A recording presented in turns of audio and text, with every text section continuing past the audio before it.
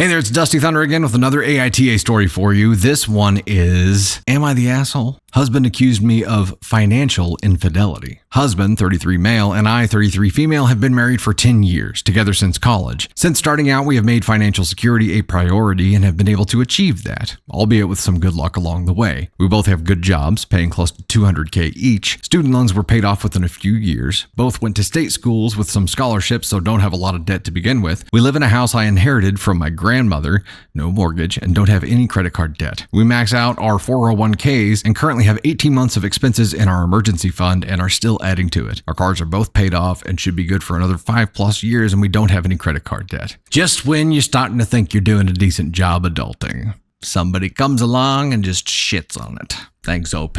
We manage our finances in a hybrid manner. Joint accounts for bills and saving, separate accounts for our fund money. We each get a pretty generous monthly allotment. The fund money is strictly for our individual expenses, hobbies, clothes, outings with friends, etc., and not for things like date nights, vacations, or larger joint purchases like household appliances and repairs, which come out of our joint account. We also agreed that if either of us gets any bonuses or has any side hustle income, those will go into our individual fund money accounts, unless those funds are needed for a larger expense such as major home repair. In terms of fund money, my husband is much more of a spender than I am due to expensive hobbies, in particular golf and collecting sports memorabilia, and he's also more into designer clothes, which is fine, it's his fun money. On the other hand, my hobbies are a lot less expensive. Running, working out, reading, baking. In general, I'm more introverted, and a great time for me is tea with a friend at one of our homes, with homemade pastries. I also have been getting back into gaming lately after setting aside for much of the past decade while I build my career. After realizing I had more than enough in my fund money account, I decided to overhaul my gaming setup and got myself a new PC, desk, and gaming chair, total cost of about $5K. However, upon hearing about the purchase, my husband is furious. He says he had no idea I had saved so much money and that I should have consulted him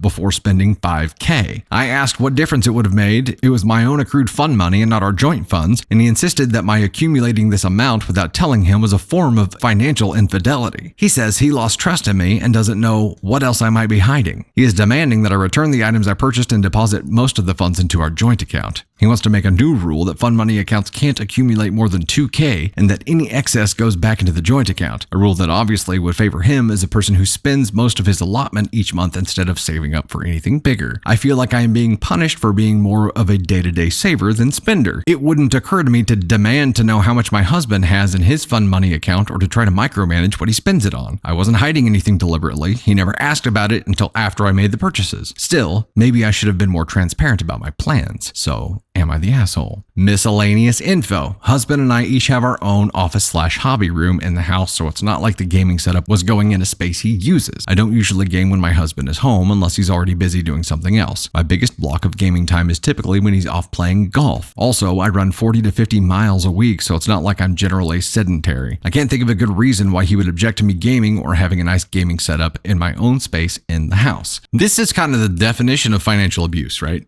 It's I can do with mine what I want. You cannot. I will control my money. I will control your money. This is financial abuse. There's no other way to look at it. Well, shit, I didn't realize you have that much. If you have that much, part of it has to come back into the joint bucket because I don't have that much. Well, why don't you have that much? Oh, because I, pay $60 3 times a week to go play golf. Probably, $100 a week in beer while I'm playing with my buddies, or, another $60 a week in all the balls that I lose because I'm not very good. My club set me back about, okay. Yeah, bro, it's because you spent all your money. You can't spend all of your money and then get pissed because your partner here has not spent theirs and been like, I want yours too. That's not how this works at all. That's not. You have to see how much of an asshat you're being whenever you do that. Look at this. Use the freaking pie example. You each got a slice of pie, right? You each have your own slice of pie. You gobbled yours up quickly. 4 big bites. Your partner took a little nibble, and then decided she was going to take the 3/4 of it that was there and eat it in one big bite. And you're like, whoa. If you have that much pie left, I feel like anything above the halfway point needs to come back for us to split equally. That's horse shit, buddy. There's no way to turn this into something that makes sense, that doesn't make you look like an asshole and isn't financial abuse. You cannot say, I'm going to use all of mine and I also get to control yours, because obviously she makes better decisions anyway. So if anybody's going to control anything, it probably should be her making the calls here, bro. You're not seeing it that way. That's because you're an asshat. OP, not an asshole here. Not an asshole here at all. Where is husband here?